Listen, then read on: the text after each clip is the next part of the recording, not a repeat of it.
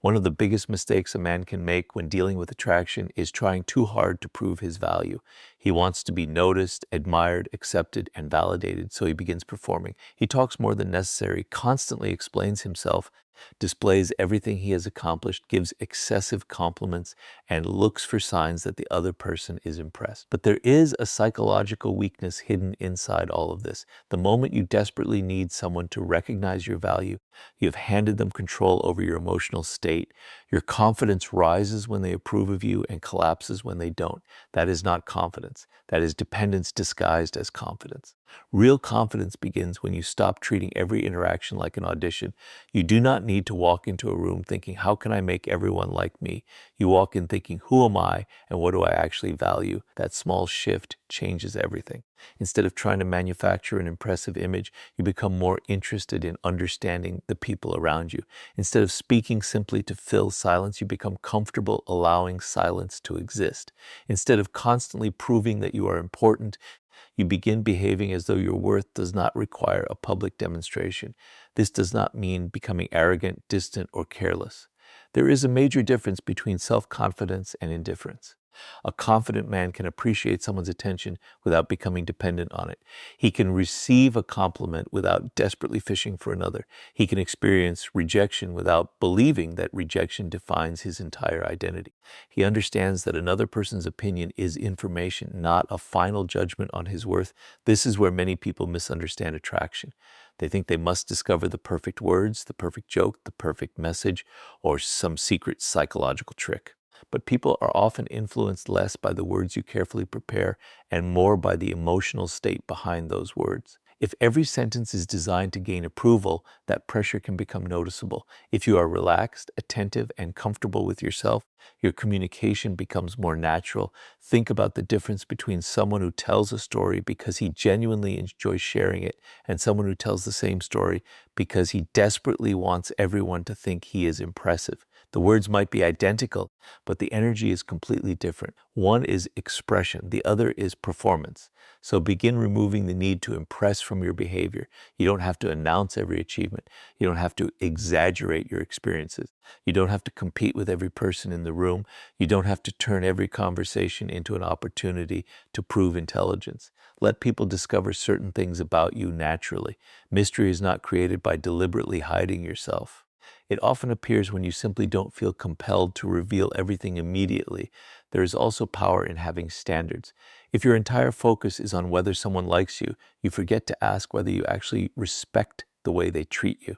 Confidence means evaluating compatibility instead of desperately seeking acceptance. You are not merely waiting to be chosen. You are also observing, thinking, and deciding what belongs in your life. The strongest form of confidence is therefore quiet. It does not demand attention. It does not become aggressive when challenged. It does not collapse when ignored. It does not need constant reassurance. It comes from knowing that your identity is built through your values, your actions, your discipline, and the life you are creating, not through the reactions of another person. And once you stop trying so hard to impress, you finally have the freedom to be genuinely present. One of the most powerful things you can offer another person is something surprisingly simple: your full attention. In a world where everyone is waiting for their turn to speak, truly listening has become rare. Most people hear words, but very few actually pay attention to the person behind those words. They listen for information, for opportunities, for weaknesses, or simply for the moment when they can respond with their own story. But if you learn to listen without constantly trying to control the conversation, you begin to notice something deeper. People reveal themselves naturally when they feel they are being understood. This is where emotional intelligence becomes a powerful form of social awareness. When someone speaks, don't focus only on the literal sentence. Notice what they become more animated about. Notice what subjects they return to. Notice the difference between what they say confidently and what they discuss cautiously. Notice when their tone changes, when they suddenly become quiet, or when a particular subject creates excitement. None of these signals should be treated as a secret code or a reason to manipulate someone. They are simply clues that help you understand the person in front of you. Most people are so focused on being interesting that they forget to become interested. They prepare their next sentence while the other person is still speaking. They hear a story and immediately connect it to something they want to say about themselves. Someone says, "I've been working on something difficult," and instead of asking about it, they immediately respond, "I've done something like that too." The conversation becomes a competition for attention. But imagine doing the opposite. Ask another question. Stay with their story. Give them space to explain what they mean. There is a psychological effect to this. When people feel genuinely heard, they often become more comfortable revealing themselves. They don't necessarily remember every word you said, but they remember how the interaction felt. They remember whether they had to fight for your attention or whether you were actually present. That is why listening can create a stronger impression than trying to impress someone with endless stories about yourself. But genuine listening requires patience. You cannot listen deeply while constantly checking your phone, looking around the room, or preparing your next clever response. Put distractions aside. Make eye contact naturally. Don't interrupt simply because you think you already understand the point. Sometimes the most intelligent response is a simple question that allows the other person to continue. There is another important lesson here. Don't assume you already know what someone means. People are complicated. A confident statement may hide uncertainty. A joke may cover embarrassment. A casual comment may reveal a deeper priority. Instead of immediately judging, become curious. Curiosity gives you access to perspectives you would otherwise miss. And remember, listening does not mean agreeing with everything. You can listen carefully while maintaining your own standards and opinions. In fact, real confidence makes this easier. You don't need to interrupt someone just to prove that you disagree. You can understand their perspective first and then respond thoughtfully. This creates a calmness in conversation that is far more powerful than constant argument. The deeper principle is that attention is a form of respect. When you give someone your attention without demanding something in return, you communicate that their thoughts matter. But this should never become a technique for gaining control. If you listen only because you want someone to become attached to you, the interaction eventually becomes artificial. Listen because understanding people makes you wiser. Learn to observe without becoming suspicious, listen without becoming passive, and remain curious without trying to control the outcome. When you master that, conversations stop being performances and become opportunities to understand human nature. Sometimes the strongest impression you can leave is simply making someone feel that for a moment they were truly heard. There is a difference between giving someone attention and making someone the center of your entire world. Many people fail to understand this difference. They believe that if they respond instantly, constantly check in, give endless compliments, and remain available every moment, they are demonstrating interest. But attention loses its meaning when it becomes desperate. When everything you do revolves around receiving another person's response, your behavior stops coming from genuine interest and starts coming from the fear of losing their attention. Healthy confidence requires balance. You should be able to give someone your attention without needing their attention in return every second. You can enjoy a conversation without constantly wondering when the next message will arrive. You can appreciate someone's presence without abandoning your own priorities. This is not about pretending to be busy, deliberately delaying responses, or using silence as a psychological game. Those tactics create confusion rather than genuine connection. The deeper principle is much simpler. Have a life that continues whether someone is watching or not. Think about what happens when a person has no independent direction. Every free moment becomes an opportunity to seek attention. They constantly check their phone, replay conversations, analyze every response, and wonder whether they are still being liked. Their emotional state begins to depend on tiny signals from another person. A quick reply creates excitement. A delayed reply creates anxiety. A warm conversation creates confidence. A short response creates doubt. This is not emotional freedom. It is allowing another person's behavior to control your inner world. The stronger approach is to build a life with substance. Have goals that require your concentration. Develop interests that genuinely excite you. Spend time learning, creating, exercising in healthy ways, building friendships, and pursuing responsibilities. When you are engaged with your own life, your attention becomes more meaningful because you are choosing to give it rather than desperately searching for somewhere to place it. There is also something powerful about being fully present when you actually are with someone. If you are constantly distracted by the need to maintain contact throughout the entire day, your attention becomes fragmented. But when you are together or having a real conversation, put your focus there. Listen, respond thoughtfully, enjoy the moment. then return to your own life without feeling guilty for doing so.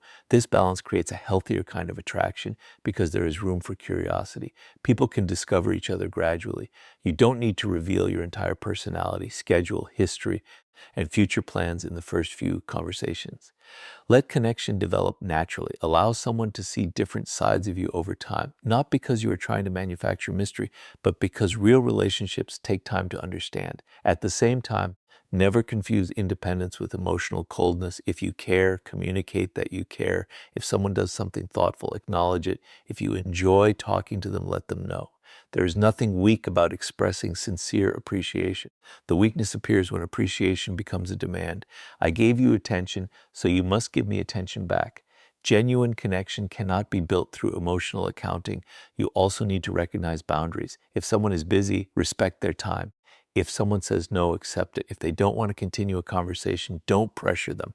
Respect creates trust because it shows that your interest does not override another person's autonomy. The most attractive form of attention is therefore intentional rather than constant. When you are present, be present. When you are pursuing your own goals, pursue them fully. Don't create artificial distance to manipulate someone's emotions, but don't abandon your own identity just to remain constantly available, because the goal is not to become difficult to reach. The goal is to become difficult to lose yourself for. There is a moment in every interaction when your emotions will try to take control of your behavior. Someone may misunderstand you. Someone may disagree with you. Someone may not respond the way you expected. You may feel jealousy, frustration, embarrassment, or fear of rejection. In those moments, your greatest advantage is not having the perfect words. It is having enough control over yourself to choose what you do next. Most people think strength means controlling other people, but a deeper form of strength is controlling your own reactions. Imagine how quickly a person's behavior can change when they feel insecure. They send another message because they didn't receive an answer. They become irritated because someone gave attention to somebody else. They suddenly become cold because they feel ignored. They start explaining themselves excessively because they are afraid of being misunderstood. None of these reactions necessarily make them a bad person. They simply reveal that an emotion has taken the steering wheel. The problem begins when a temporary feeling becomes a permanent decision. Emotional self-control does not mean pretending you have no emotions. It means recognizing them before they dictate your actions. You can feel nervous without becoming desperate. You can feel disappointed without becoming disrespectful. You can feel jealous without turning that feeling into an accusation. You can experience rejection without deciding that you are worthless. The emotion can exist without becoming your identity. This is one of the clearest signs of maturity. An immature response says, I feel this, therefore I must act immediately. A mature response says, I feel this, so I should understand why before I decide what to do. That pause between emotion and action can completely change the outcome of a situation. When you feel emotionally triggered, slow yourself down. Don't immediately send the message you might regret later. Don't turn one disappointing moment into a dramatic conclusion about an entire relationship. Don't assume that silence automatically means rejection or that a different opinion automatically means disrespect. Give reality time to reveal itself. Many unnecessary conflicts begin because people react to assumptions rather than facts. There is also strength in learning to tolerate uncertainty. You will not always know what another person is thinking. You will not always receive immediate reassurance. You cannot control how someone feels about you. The temptation is to eliminate uncertainty by demanding explanations, seeking constant reassurance, or trying to control the other person's behavior. But real confidence can tolerate not knowing. This is especially important when dealing with rejection. Rejection can hurt, and there is nothing wrong with acknowledging that. But it does not have to become a personal crisis. Someone can decide that you are not compatible without declaring that you have no value. Their preference is not a universal measurement of your worth. The emotionally strong response is to accept reality with dignity and continue moving forward. The same principle applies to attraction. If you are interested in someone, don't allow that interest to make you abandon your standards. Don't become a completely different person simply because you fear losing their approval. Don't agree with everything just to avoid conflict. Don't tolerate disrespect simply because you want to remain liked. Emotional control means being able to care without becoming controlled. And perhaps the most important lesson is this: calmness is not weakness. You do not need to raise your voice to prove confidence. You do not need to win every disagreement. You do not need to react to every provocation. Sometimes the strongest response is a measured one because you understand that your attention is valuable and your emotions deserve direction. When you become responsible for your own emotional state, other people's reactions lose the power to define you.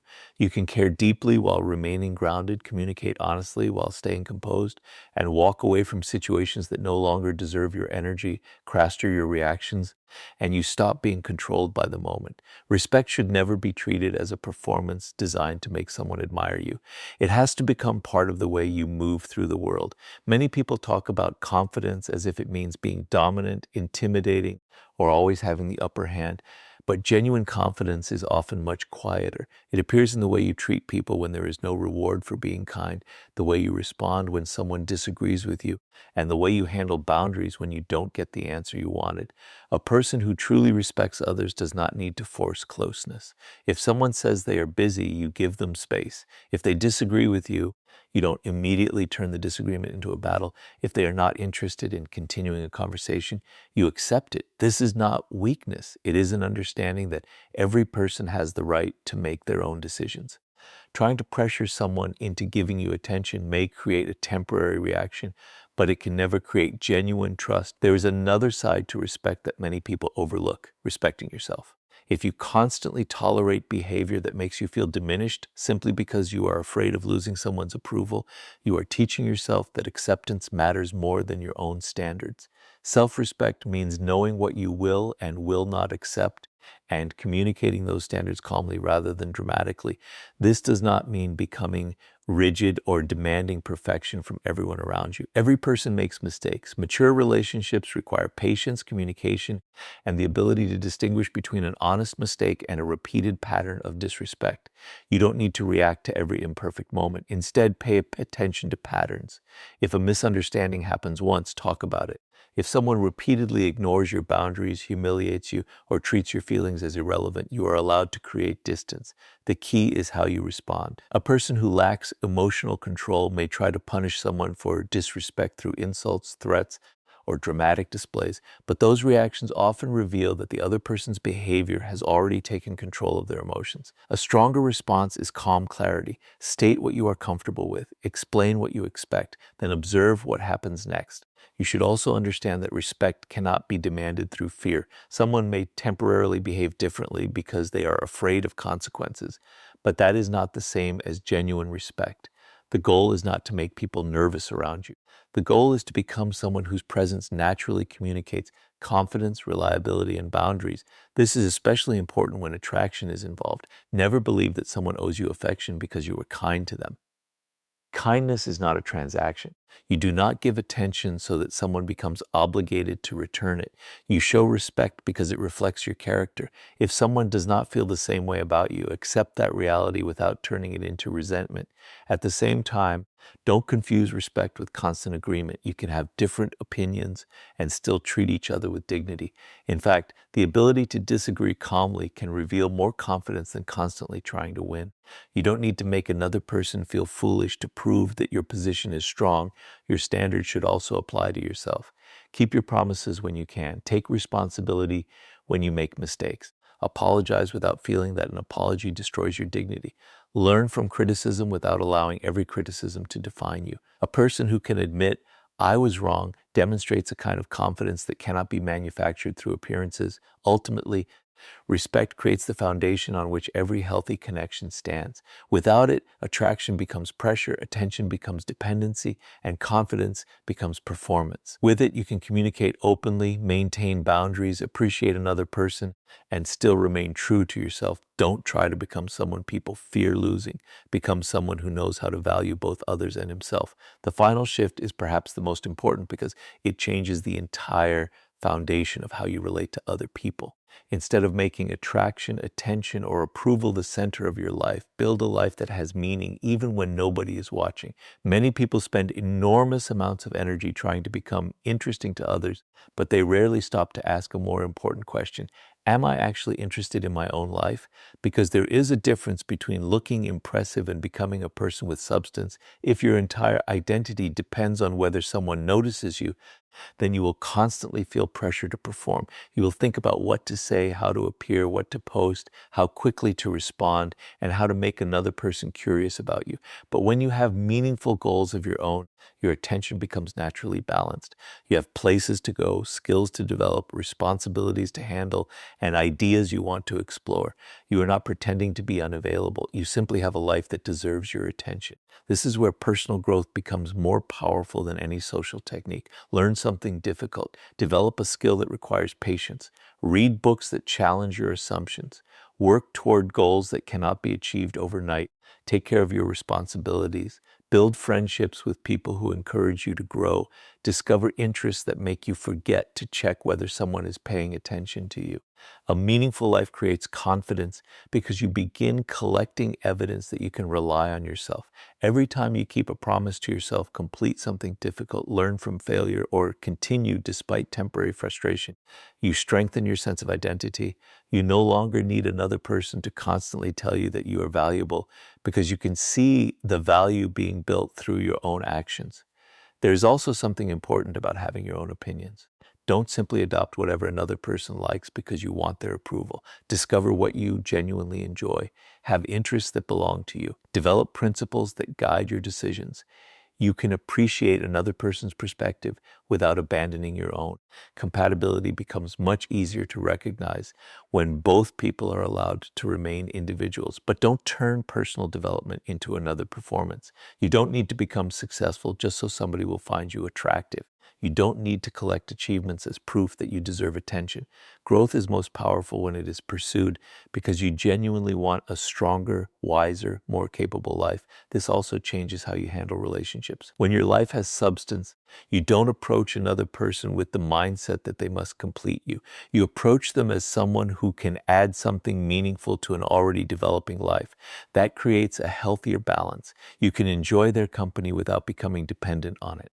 You can appreciate their attention without constantly demanding it. You can miss someone without losing yourself. And if the connection eventually ends, you still have yourself. Your goals remain, your friendships remain, your curiosity remains, your values remain.